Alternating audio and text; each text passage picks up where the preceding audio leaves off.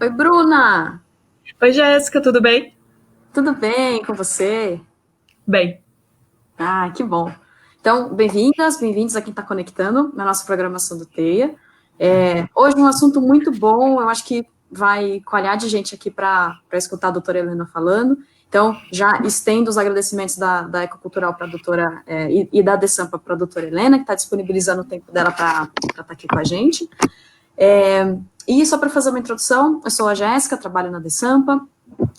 Essa programação que vocês estão assistindo agora faz parte do TEIA online, enquanto estamos com os espaços com o expediente suspenso. Aqui na página do Facebook, todo começo da semana, vocês podem ver a programação da semana toda.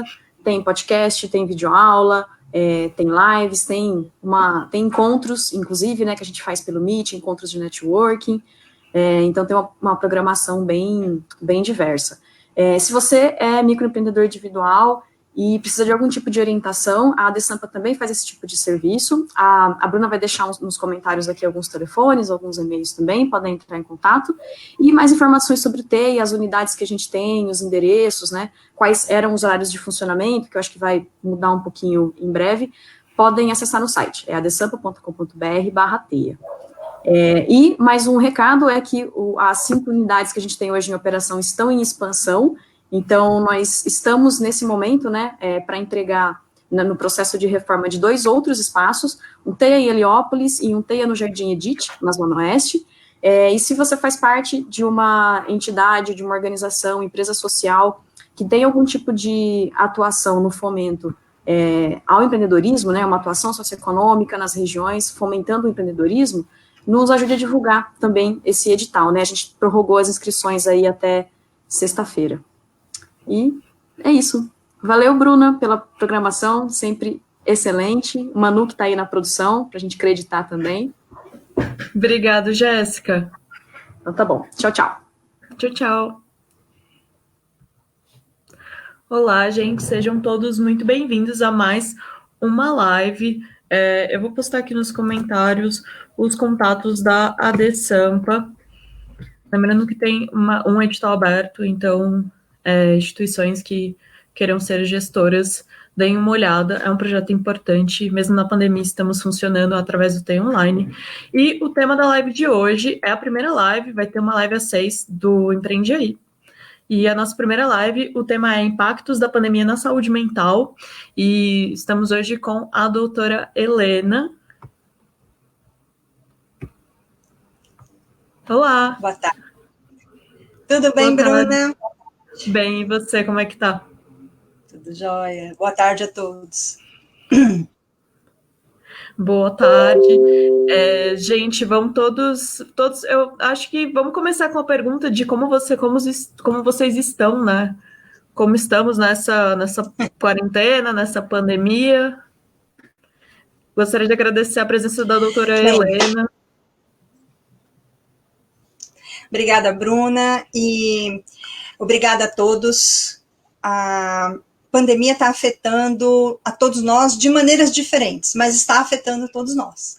Então, se por um lado, primeiro, por que é pandemia, né? Porque está em todos os continentes, né?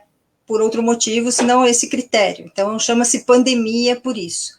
E o impacto que foi o susto. Acho que todo mundo que brindou Feliz Ano Novo de 2019 para 2020 sequer imaginava que a gente pudesse entrar numa condição tão peculiar.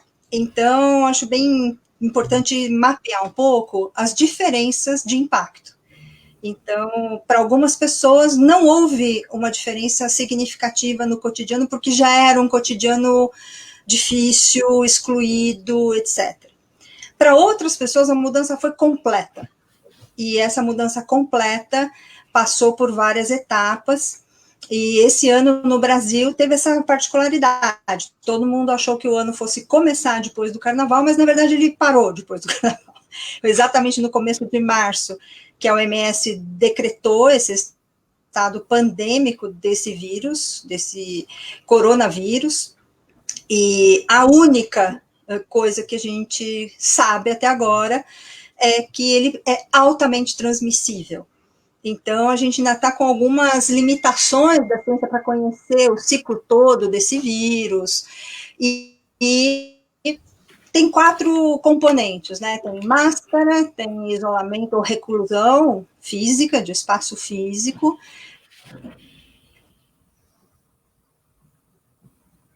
Testes são limitados, são restritos a profissionais que estão na linha de frente, pacientes mais graves. Então, estamos todos abalados, Bruna. Estamos abalados porque quem teve a chance de se recolher e ficar só em casa tem um perfil. Quem não tem essa chance, seja pelo trabalho, porque a gente tem os profissionais de saúde, a gente tem os líderes religiosos que não param, porque os doentes não param de adoecer, as pessoas estão morrendo e tem todos os rituais que estão alterados, mas, enfim, existem várias, os enfermeiros, os entregadores, a gente tem a população de rua, então tem uma série de estratos da sociedade que não estão com a chance de ficar em recolhimento. Então, a gente está abalado porque, de uma hora para outra, a gente foi obrigado a pensar na própria vida, a pensar no que é essencial, a pensar quem é boa companhia, quem não é, sigo a regra, não sigo. E esse pensar na própria vida, por vezes, é desesperador, porque a pessoa tem uma vida muito ruim. Tem um emprego péssimo, detesta o que faz, detesta com quem convive, e aí não tem como disfarçar, né? Ficou explícito. Por outro lado, as ações solidárias se multiplicaram. E eu mesma fiz parte de 2 grupos de atendimento por telefone e por WhatsApp áudio para população em geral, um para idosos e um para policiais. Então, a gente tem aí várias formas de sofrimento que a gente ou não prestava atenção antes.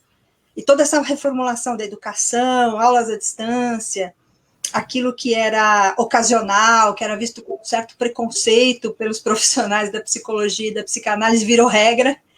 Então, antes atender online ou fazer alguma coisa online era assim, a exceção. Então, precisou arrumar equipamento. Isso tudo, Bruna, pensando assim, quem pôde e quem pode se manter nessa situação. Então, um pouco por aí.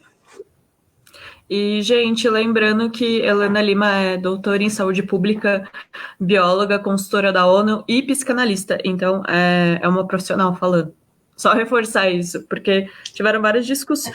No começo da pandemia eu vi bastante, várias pessoas conversando sobre, mas sem um respaldo técnico, um respaldo profissional.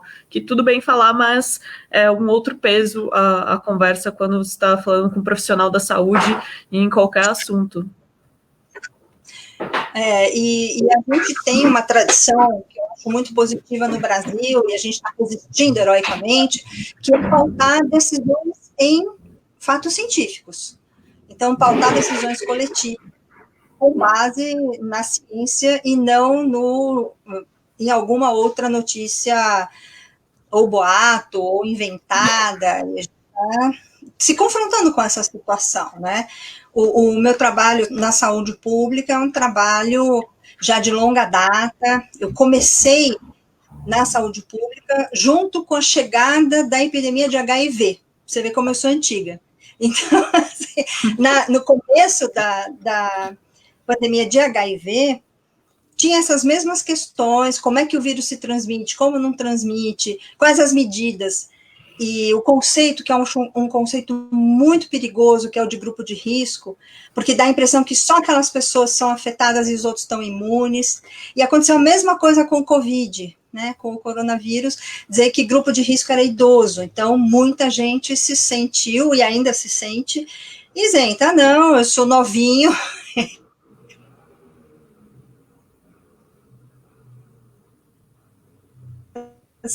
E estou um pouco maior.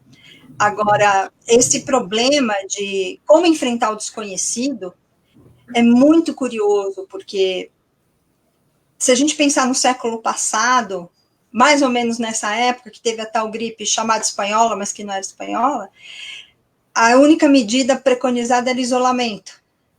porque não se conhecia nada, mal tinha ainda desenvolvimento de microscopia e tal. Então, agora a gente tem uma expectativa que a ciência dê respostas. A gente tem uma expectativa que saiam testes eficazes, específicos, e que saia uma vacina. Agora, isso tudo leva tempo cronológico. Então, aí começam esses boatos de que tal remédio é a salvação da lavoura. Não é. Os testes para vacina são testes longos, porque precisa saber todos os efeitos colaterais. Quer dizer, uma coisa é um corpo estranho numa mulher jovem, outra coisa é num homem mais velho e criança, assim por diante. E a vacina não pode ir para o mundo sem ter sido completamente testada. Então, nesse cenário, a gente ainda preconiza ao máximo possível a reclusão social. Quem não pode ficar recolhido, aí tem alguns equipamentos pessoais de segurança, de máscara, de afastamento físico mesmo, higienização obsessiva das mãos e dos objetos, isso para quem pode. Então, quando alguém pergunta assim, o que é essencial, né? Essencial, e eu trabalhei na África por 5 anos, morei em Moçambique e trago isso muito forte em mim, essencial é água potável. Essencial é você poder se higienizar, é você ter essa condição de limpar o cenário ao máximo possível. E a gente está vendo uma dicotomia, né? Pessoas que negam, que acham que o vírus não existe, ou que se ele existe vai ser curado rapidamente. Nós estamos todos tendo uma grande aula magna, dolorosíssima, sobre a força da palavra de um líder. Quando um líder banaliza um fenômeno, a tendência é que o povo e que a maioria vá aderir a essa negação. Até porque é um dos primeiros mecanismos de defesa, né? E esse é um cenário doloroso, porque fica um julgamento de quem pode e consegue e quer se isolar como idiota. Então, a gente fica, além de padecer. E essa pandemia está evoluindo, assim, está modificando a cada mês. Então, num primeiro mês, os atendimentos, e a gente sente isso na clínica, a clínica aumentou. Então, no primeiro mês, tinha as questões referentes ao isolamento, a estar afastado de quem ama, as dificuldades com o cenário virtual.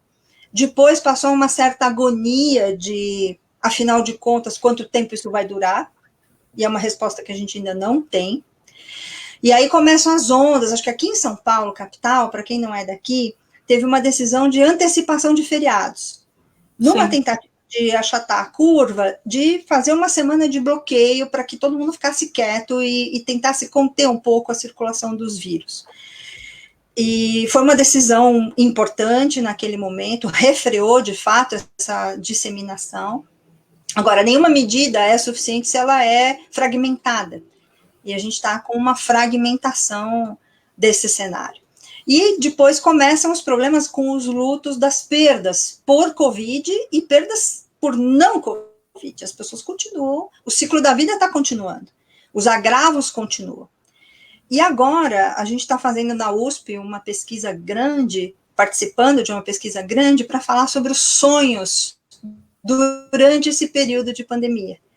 Quem está sonhando, lembrando do sonho, que tipo de sonho está vivenciando. Então, na primeira etapa, tinha mais esses sonhos de aflição, depois sonhos com máscara, que a pessoa esqueceu a máscara, perdeu a máscara não vedava, e agora os sonhos com as pessoas falecidas nesse período. Está muito interessante ver esse processo de como os sonhos refletem bastante das nossas angústias cotidianas e dos nossos desejos também. Desejo de superar essa etapa, de voltar a uma convivência próxima, né? Não acho que tem, assim, grandes melhoras. Tem várias pessoas que eu acho tem uma visão bacana disso, que nós vamos sair depurados, vamos sair seres humanos melhores. Não sei, eu não sou tão otimista assim. O que eu tenho visto é uma dificuldade muito grande de quem está em precariedade material sobreviver. Tanto desde o básico, não tem ninguém na rua, não tem o que catar, não tem lata, não tem lixo. Eu acho que a gente tem uma dificuldade de uma boa e grande liderança. Uma liderança que oriente, que paute as decisões em achados científicos. Então, a gente está um pouco desamparado. E como você falou, pegou todo mundo de surpresa nesse pós-carnaval. Estamos há mais de 100 dias dentro de casa, em reclusão social, que ainda é o que se mostra mais eficaz, para evitar ser contaminado. E lembrando que São Paulo, capital, já tem boa parte dos seus leitos de UTI ocupados, então se contaminar é um risco.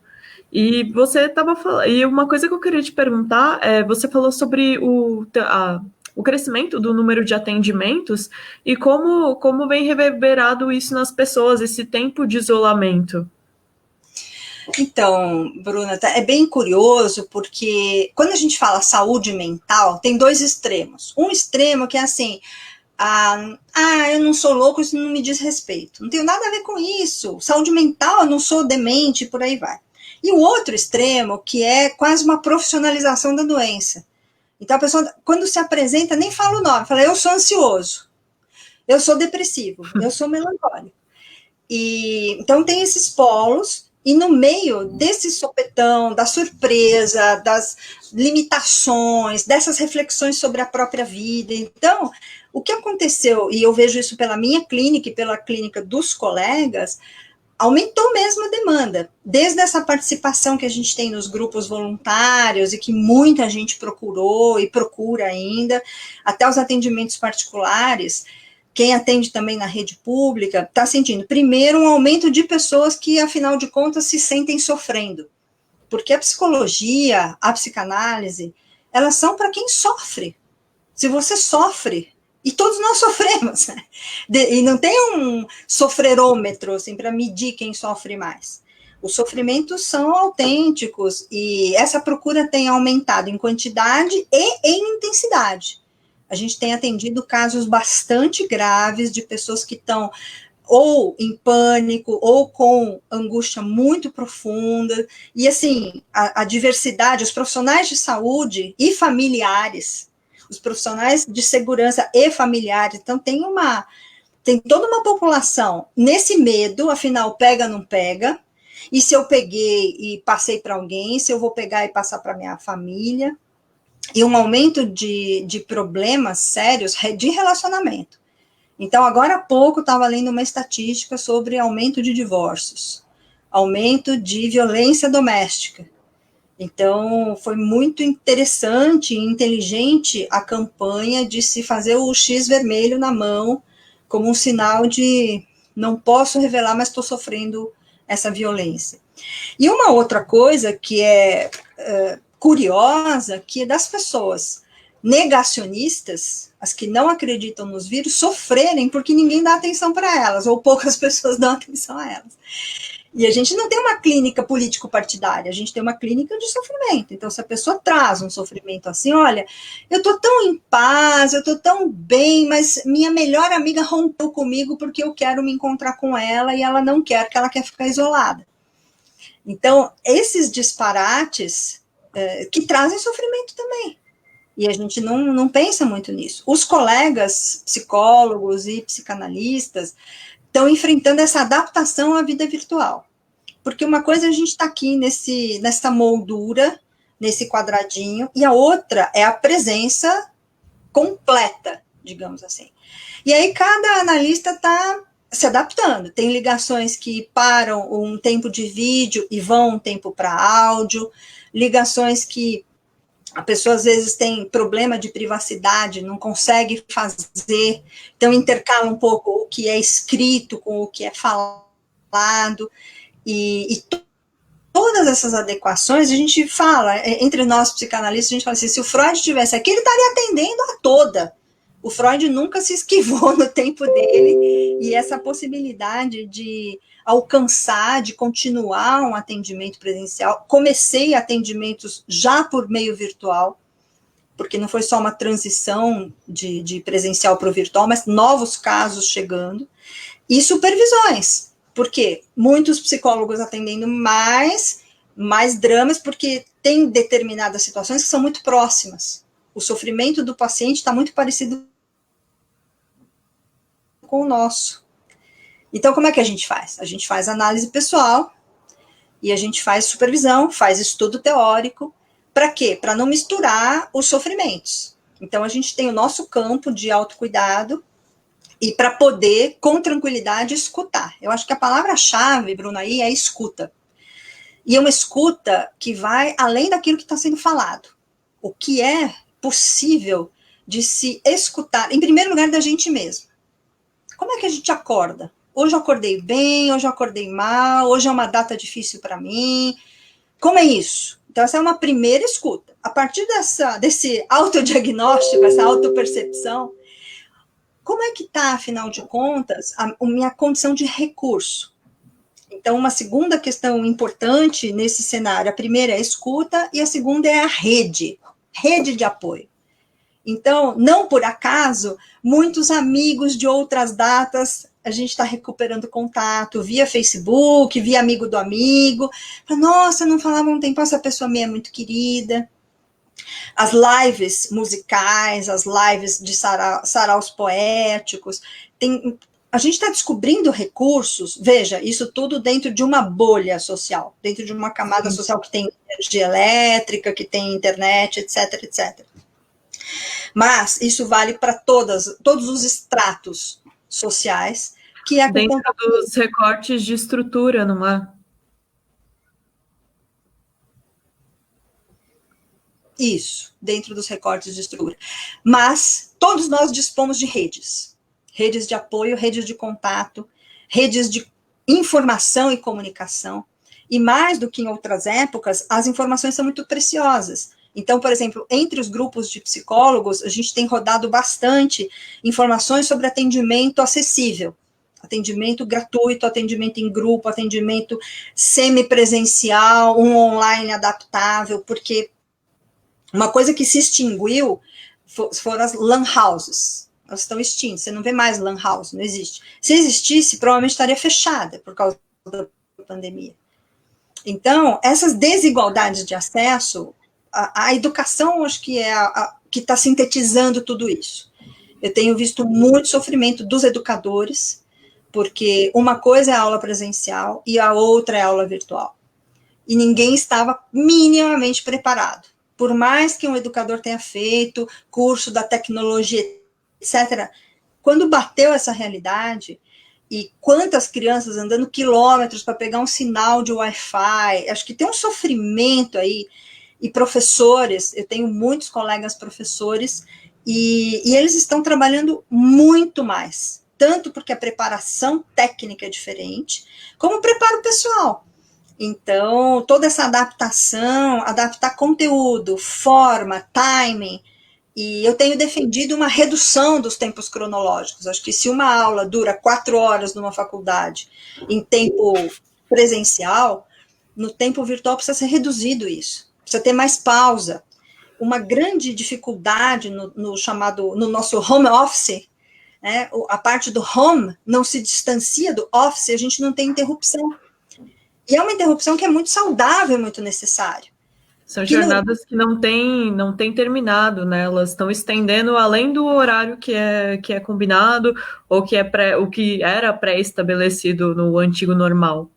Isso. E essa condição de fazer a interrupção, então, às 6 horas eu paro. Como eu pararia se eu tivesse que pegar meu carro, minha condução, meu metrô, etc. Está muito difícil gerenciar esse limite. Na educação e tanto nas outras áreas de trabalho que podem incorporar o home office, esse é um desafio, que é o desafio do limite. Qual é o limite que a gente consegue se colocar pela sanidade? Porque aqui na tela a gente está 100% na atenção. Cansa mais do que o presencial, óbvio. No presencial você tem o abraço, você tem o cafezinho, você tem aquela, olha a lua, etc, etc. E aqui não, é direto. Então, a gente tem sentido, eu tenho sentido isso nas supervisões, que os casos, e na minha própria clínica, os casos estão chegando mais graves, no sentido de ter um sofrimento muito mais intenso e com menos recurso visível. Então, a gente trabalha muito essa questão, quais são seus recursos? O que te nutre a alma? Essa é a pergunta.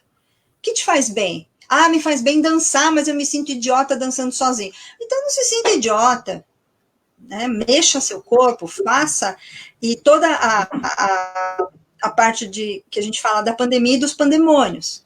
Quais são os demônios que nos assolam nesse cenário de solitude que pode virar solidão?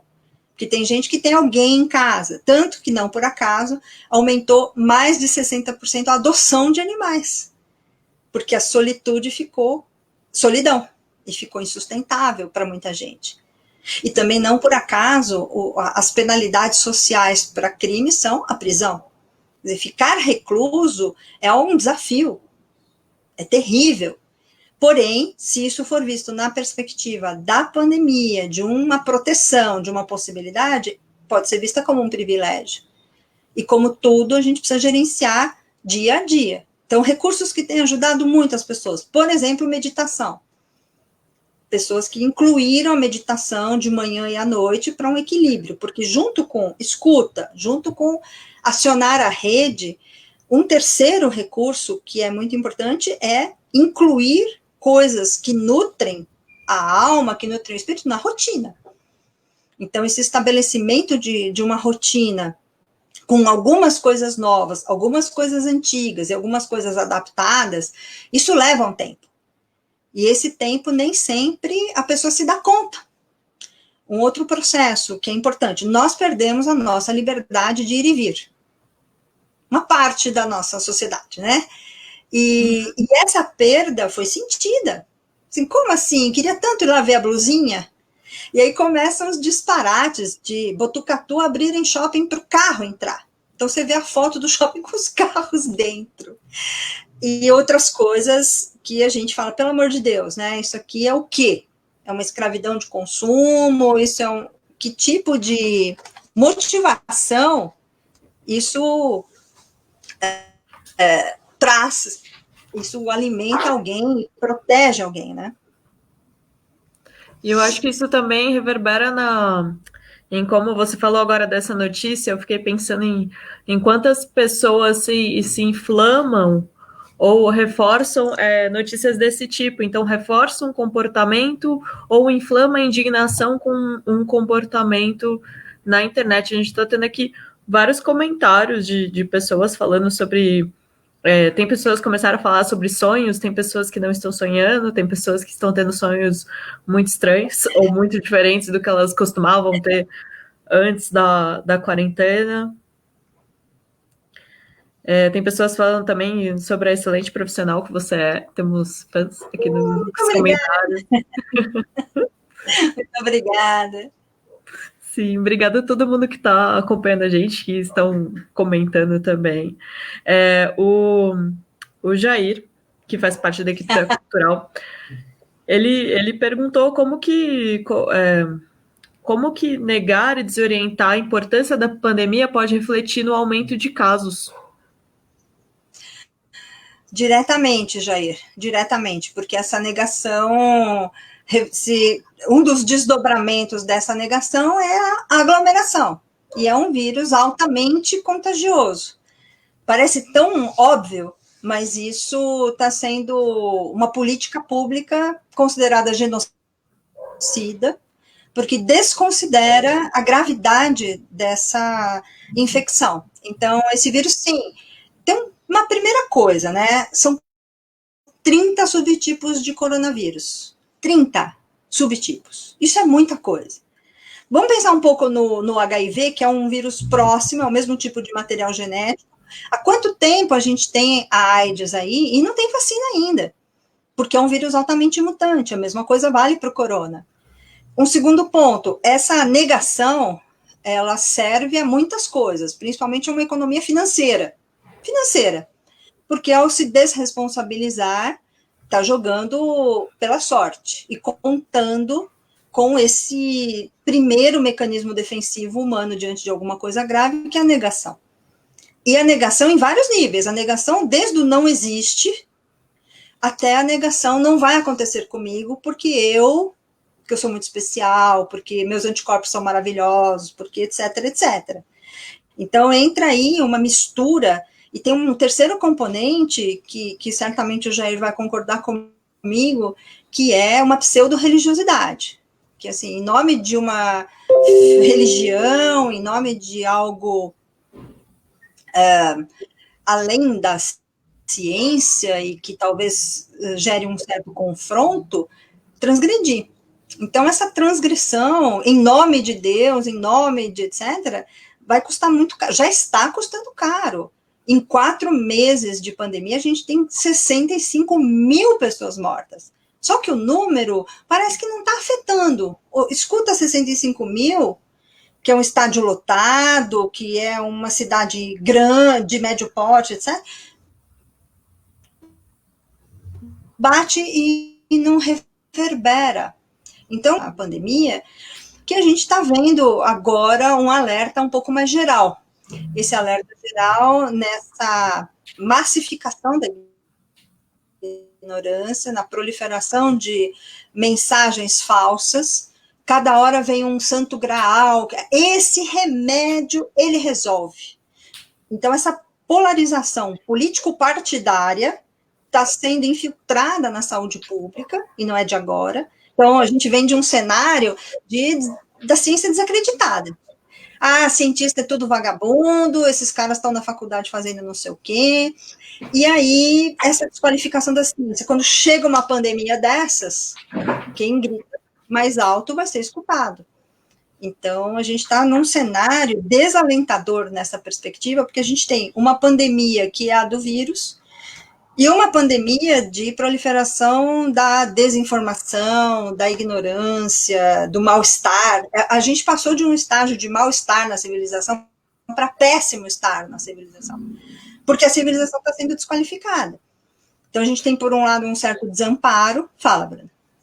Não, eu queria comentar que, inclusive, tem um comentário da Nilda Diniz, que ela fala que ela tem conseguido ficar reclusa e que ela se sente mais protegida da brutalidade do cotidiano. Isso, e essa proteção. Isso. Como é forte, e a Nilda é da minha turma da biologia, do século passado, somos amigas há décadas. E a gente conversa bastante sobre essas mudanças que nós sentimos. Nós éramos jovens nos anos 1980, na abertura política, então nós tínhamos sonhos ideais político-partidários, e a gente teve que elaborar o luto disso. Assim, deu certo em parte, uma parte não deu muito certo. Agora, essa reclusão, essa possibilidade de reclusão, está trazendo à tona. Tem uma professora chamada Alicia Fernandes, que ela falava dos 4 cavaleiros do Apocalipse. Os 4 processos nossos que são muito interligados. Então, o primeiro é a nossa alimentação. O segundo, a nossa sexualidade. Terceiro, manejo de dinheiro. E quarto, relação com aprendizagem e trabalho. Então, se a gente pensar um pouco nesses 4 cavaleiros do Apocalipse, como é que eles estão hoje? Como é que está a nossa alimentação? Como é que está a nossa sexualidade? Como é que fica o dinheiro? Como fica a relação com o trabalho? Tudo virou de pernas pro ar. Isso é para todo mundo. Isso é para todo mundo. Teve uma alteração brutal nos hábitos mais pessoais. Então, e em geral a gente diz que quando um desses 4 cavaleiros está desarranjado, os outros 3 também estão. Na clínica, o que é que chega? Chegam queixas dos excessos. Então, o excesso de insônia, o excesso de angústia, o excesso de comer unha do pé, o excesso, por exemplo, chegou uma pessoa que recém teve bebê e com medo de engordar, começou a se alimentar de algodão molhado na água. Nossa. E eu já vi várias dietas estranhas, assim, ovo de verme, muita coisa chega no cenário das dietas, mas algodão molhado e uma mulher que está amamentada. São esses sofrimentos que a gente percebe, que chegam, às vezes, pelos parentes, não chegam necessariamente pela pessoa. Agora, quais são os recursos? como é o modo de encarar, como a Nildinha falou, de se sentir protegida. Eu acho que se você pode se sentir protegido dessa brutalidade, é essencial. Inclusive, deixa só eu fazer uma sinalização, que eu falei que era a Nilda e não era a Nilda, era a Nilza, mas é porque aqui nos comentários delas é a Nilza Diniz e a Nilda Diniz, e elas estão comentando bastante. Elas são gêmeas, nós estudamos juntas, muito queridas e muito esforçadas, estudiosas, são referência na área de bioética, na UNB, no Paraná, e também refletindo sobre essas limitações e possibilidades de uma reclusão.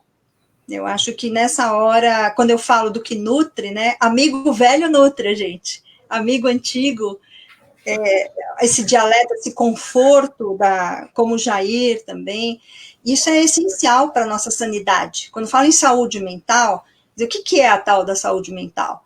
É poder pensar, é poder se escutar, é poder perceber o que está sentindo, como está sentindo e o que vai fazer com aquilo. E às vezes a gente precisa de muita ajuda. Então, não por acaso as clínicas estão aumentadas em quantidade e intensidade, porque o sofrimento coletivo está grande. Se a gente se percebe num sofrimento muito próximo do outro, a gente tem até algum recurso maior, mas quando são sofrimentos muito distantes da nossa realidade cotidiana, quais são as intermediações? Então, quem cuida de quem está excluído? Como a gente pode ser acessado e acessar essas pessoas? Como a gente pode disponibilizar tempo e espaço para isso, para esse compartilhamento, para essa nutrição espiritual, de alma, pessoal, afetiva, como quiser nomear, mas para não se deixar entrar na cultura da lamúria, porque se deixar, os adjetivos para desgraça são inúmeros. Se abrir a caixa, o compartimento das reclamações e lamúrias é infinito. Agora, o que a gente faz com o que acontece com a gente? E esse é o raciocínio que a gente usa também na clínica. O que você faz com isso que está te acontecendo? Inclusive, tem uma pergunta da Lara, que é: as pessoas que procuram ajuda estão reclamando do individualismo de grande parte da população? Algumas sim. Algumas pessoas estão muito ressentidas com isso e se sentindo impotentes. Porque junto com o medo está vindo um desamparo, que é exatamente esse desamparo em ver algumas coisas totalmente dissonantes com as recomendações científicas e ficar impotente. Então, tem vizinho, por exemplo, que está fazendo churrasco todo final de semana, desde que começou a pandemia.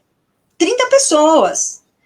E aí, né, ainda gritam, né, vem Covid, debocham, e agora, e a gente fica assistindo isso no desamparo. Então, tem sim bastante queixa, Lara, sobre essa impotência diante das aberrações, como também tem muita queixa de demandas extremas de outras pessoas. Então, assim, aquele amigo que é quase namorado, que não sei o que quer ver de qualquer jeito, as fissuras. Então, tá vindo muito essa coisa, fissura tanto no sentido do desespero, como fissura no sentido de rachadura mesmo, de distanciamentos forçados.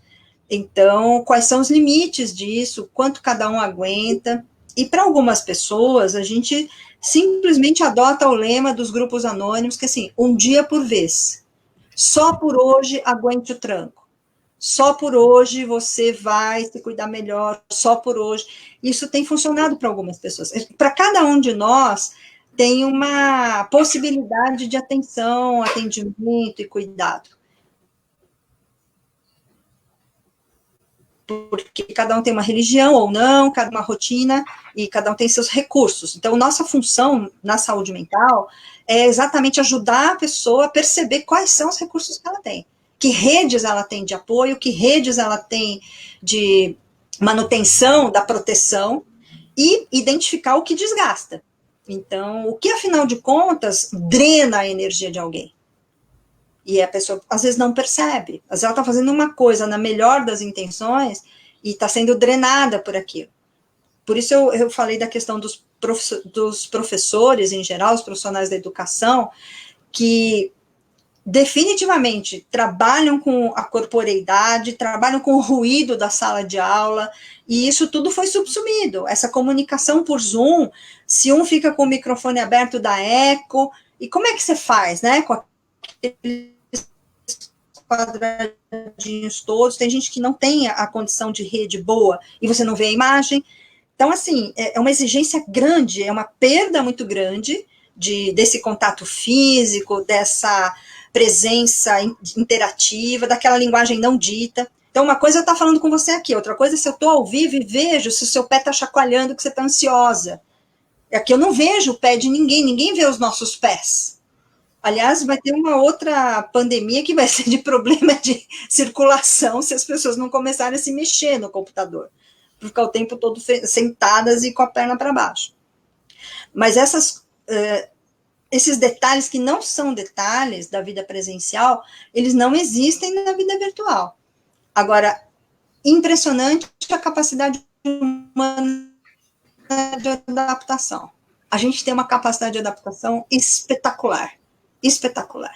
E isso, eu acho que é uma das coisas que nos deixa otimistas de que vai ter remédio, vai ter uma possibilidade de reconciliação da gente com o que vai ser uma nova forma de estar com os outros. Inclusive, teve um comentário da Adriana Raquel que ela falou que os professores tiveram que virar editores de vídeo, youtubers, e trabalham muito mais, e que ela tem prova disso na casa dela. A gente teve uma live aqui que trouxemos o Germain Tabor, que ele é um professor da rede pública, e ele falou sobre uma turma de 50 alunos que ele não está tendo nem adesão da metade dessa turma por conta de problemas de conexão. E também nessa mesma live a gente teve um professor que ele é do ensino superior particular e eles também enfrentam a não adesão de alunos por conta de problemas de acesso à internet.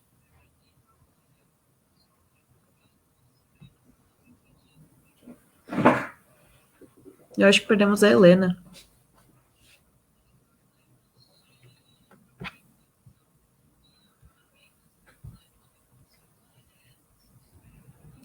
Gente, estamos tendo um problema técnico aqui.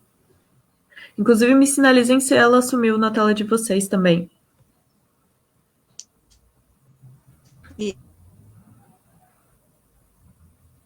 Bom, enquanto a gente espera restabelecer a conexão, eu vou ler alguns dos comentários que vocês estão comentando bastante. Obrigado por todo mundo que está acompanhando. Voltou. Oi?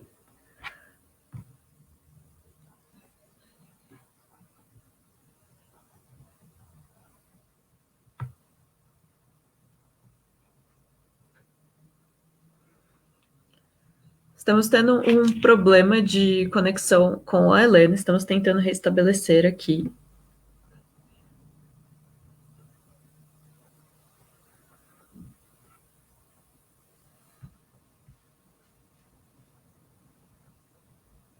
Todo mundo sinalizando que sumiu. Vou mandar mensagem para a Helena, para ver se a gente consegue estabilizar a conexão dela. Caiu total aqui, Manu. Oi? Voltou. Então, aula prática. Então, A educação cai, a luz pica e a gente está... Tá me ouvindo agora, Bruna? Agora eu tô. Imprevistos da internet. Inclusive, nem a rede estava preparada para esse tanto de pessoas que estão acessando a internet ao mesmo tempo, né? Nem a tecnologia segurou. Exatamente. Então cai, e agora no começo eu ficava desesperada, assim, corria para o roteador. Agora eu fico tranquila, espero uns 2, né, 1 minutinho, 2, e é isso que o professor passa, muitas vezes, porque prepara a aula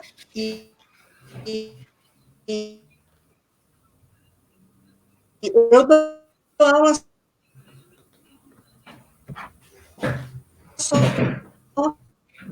para curso superior, já são entre caneta. Voltou.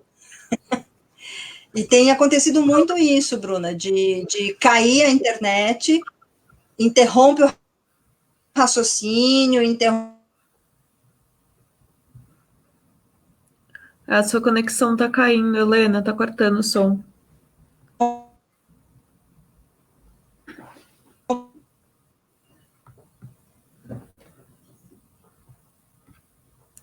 Gente, limitações tecnológicas.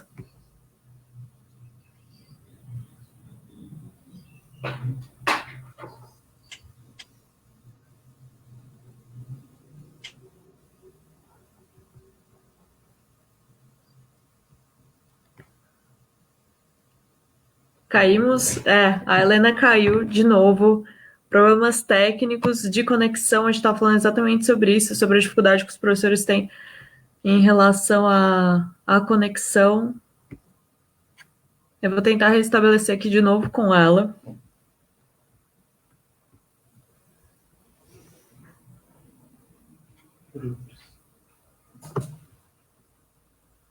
Fala dos nossos recados aqui.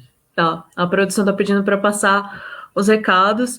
Gostaria de lembrar que hoje tem live ainda do Empreende Aí, às 18. Eles vão falar sobre recolocação no mercado, sobre currículo. Então, é bem interessante. A gente está tentando reconectar com a Helena para a gente conseguir finalizar essa live e também porque está muito interessante. Ai, gente, que pena. Oi, doutora. A nossa produção, o Manu aqui, tá tentando restabelecer com ela.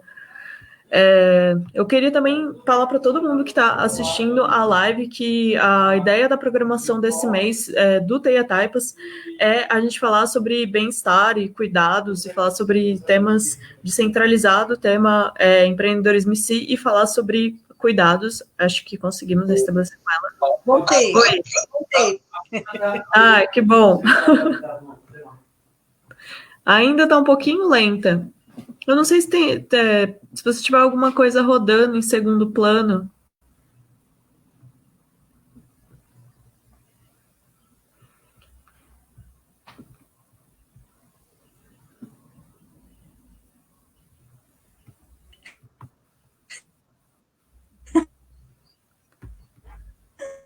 Tá quase? Eu tô quase escutando.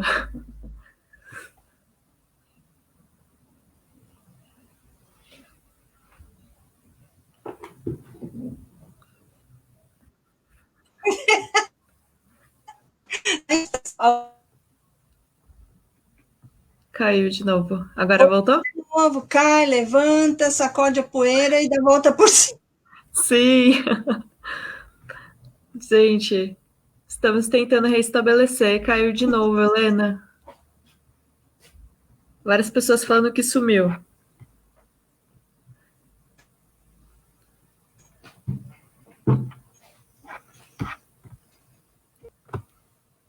E aí, produção? Vamos nos nossos recados. Tudo aqueles recados das datas. Voltou. Voltou?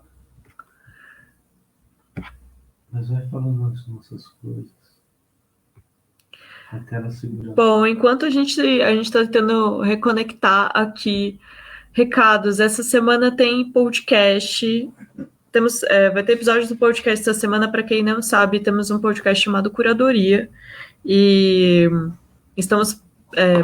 A ideia do podcast é selecionar outros episódios de podcast para vocês poderem se iniciar no assunto. Vai ter ainda um episódio sobre bem-estar. Talvez até gostaríamos de convidar a Helena para, não sei se ela consome podcast, mas para selecionar alguns podcasts que sejam interessantes para a gente. Gostaria de agradecer todo mundo que acompanhou a live. Estamos tentando reconectar com a Helena para a gente poder finalizar aqui. Queria agradecer todo mundo que está comentando, todo mundo que está aqui conosco. Tem o nosso canal do YouTube. Oi. Então, agora tá a internet ioiô. Você vai, você volta. E vamos lá. Acho que a gente precisa se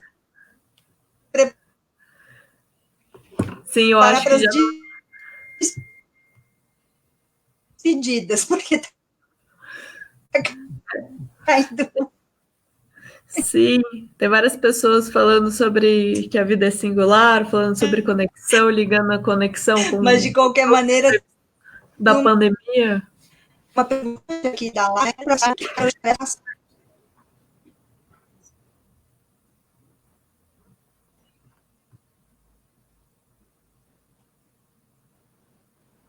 Tem gente já falando para remarcar a live, Helena. Não sei se você está conseguindo me escutar. Eu estou tendo dificuldade de escutar o seu áudio ainda, está muito lento.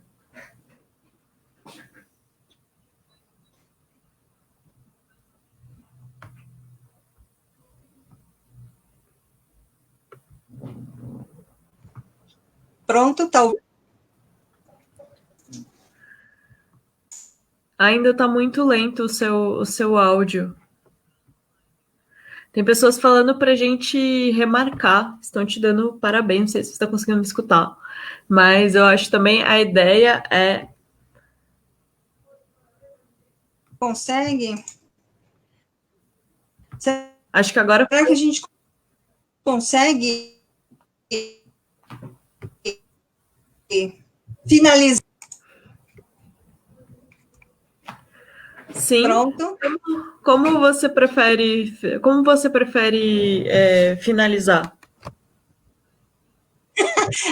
Acho que, em primeiro lugar, pedindo desculpas por essa interrupção técnica aí, que também não está muito no nosso alcance controlar. Agradecer a todos que estiveram conosco já nesses 50 minutos, quase uma hora.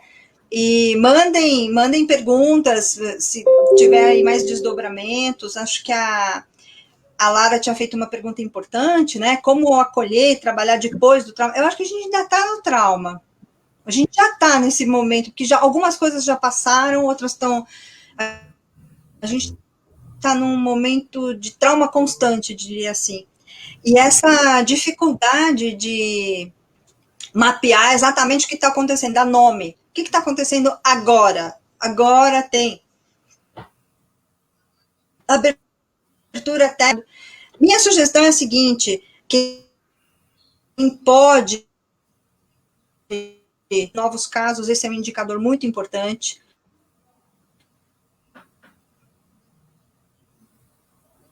Eu perdi o seu som de novo.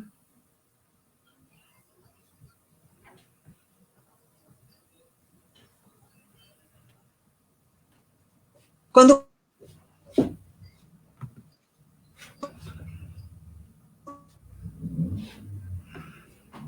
E a gente caiu de novo. De fato,